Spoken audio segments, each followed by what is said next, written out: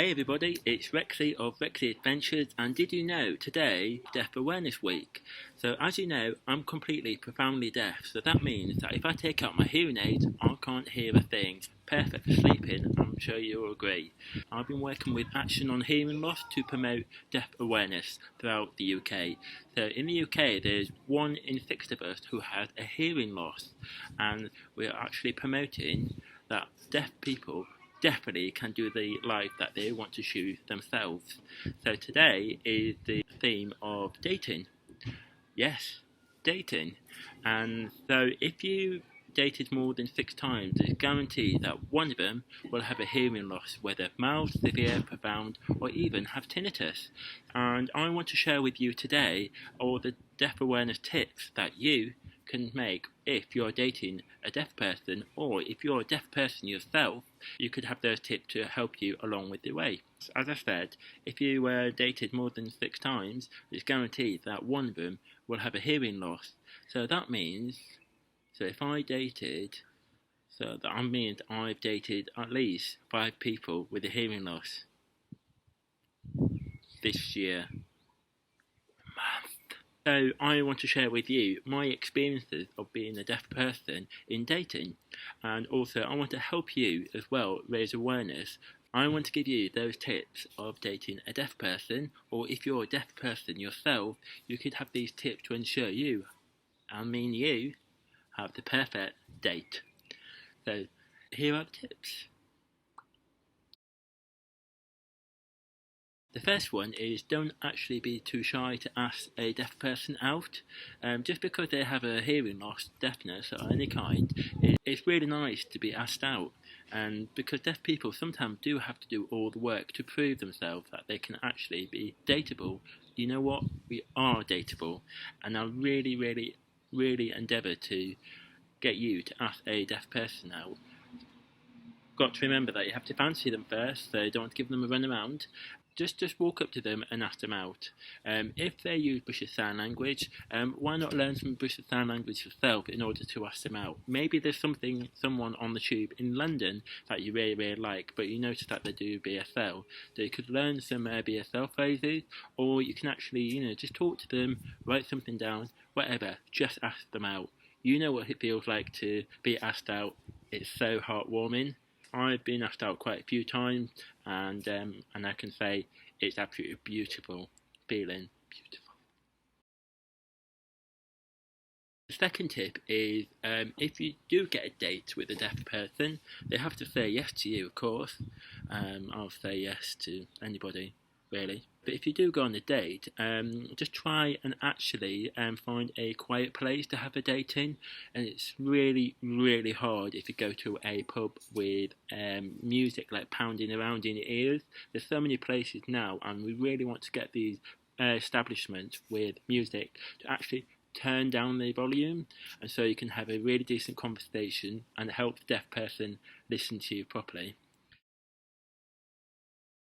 The third one is don't immediately sit with your back to the window. The reason is because if you sit your back to the window, it's so bright behind you that it darkens your face. And I've had so many issues with that because I can't lip read them. Everything is dark, and I'm just basically talking like this, and I would have no clue what I was on about. Yes, I like to date myself.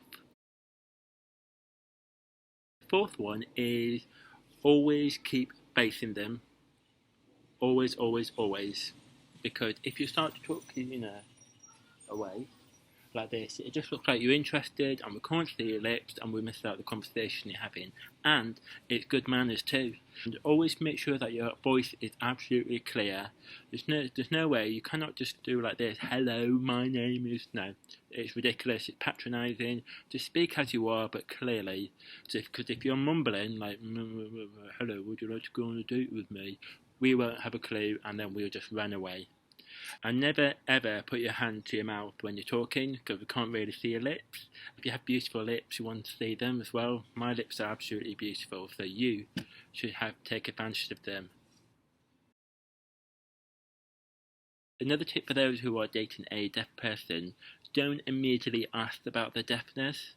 A lot of people are quite shy about the deafness, and sometimes they don't want their deafness to define them. But if you really want to ask, just ask how they would like to communicate. Because if they would prefer to have to talk like this, or if they want to go somewhere that's really quiet, or anything else like that, just have how they want like to be communicated, and it really helps a lot if you're making that extra effort about them. But if you start asking about the deafness, it becomes a bit of a clinical, kind of almost awareness tool immediately at the start of the first date, and it's nothing for me personally. That's sometimes a little bit off-putting, especially they're itching to ask, and then they're following their eye to your ear. So like, just wait for them to come to you about their deafness, and because they need to be very comfortable to share with you about their deafness. If you are a deaf person, if you are struggling on the day to hear and listen, stop. Explain the situation, your date would understand, and then they will take you on to another place as well. But also, most important tip if you are a deaf person going on a date: don't immediately assume that your date will know everything about deaf awareness. And so one such case is where I went on a date, and it was so loud, and I was really struggling to follow the conversation. It was really, really hard, and as a result, I wasn't looking like I was communicating enough. It looked like I was bored. It looked like I didn't have a clue what they were on about. So just stop. I don't know why I'm using an American accent. My personal favourite as a deaf person dating is that if you do go to a loud place, and after a few dates down the line you want to go out and do a bit of dancing, that dancing for me is that a lot of people, when they talk to you and it's really loud, they like to talk to the ear, because they think if they talk to your ear you'll be able to hear, but they've just forgotten that you're deaf.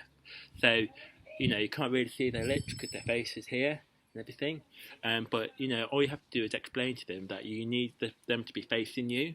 But what you don't do is, I discovered to my mistake, is I immediately pushed their face away and pointed to my lips, saying I actually meant to say I need to read your lips. In the end, actually, they thought I wanted a kiss, so they gave me a kiss. But it was a win-win all around. But again, just make them deaf aware as well. The fourth one is, sometimes your date might not go well. You might not even like each other by the end of the date. Or if you really liked the person and don't really hear back from them, says, why won't you call me? It's nothing about your deafness, nothing at all. Many people go on dates and probably don't click, or probably don't even like each other as well. It's not you, it's them. They're the one with the problem, and I have to emphasise that they're the one with the problem. What I really, really like doing is having fun with my deafness, because not to say make fun of deaf people, nothing at all.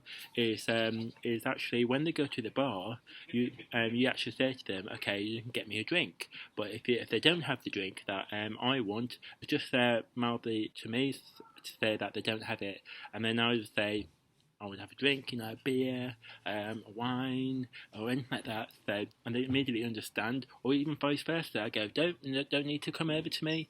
I can just lip read you from where you're standing. Now you've got your lesson in your deaf awareness training. You can definitely, got you there, definitely go on a date with a deaf person, or if you're on a deaf person, you can definitely go on a date wherever, whenever, and how you want it to be. If you really want to go on a date with me, why not say in the comments below?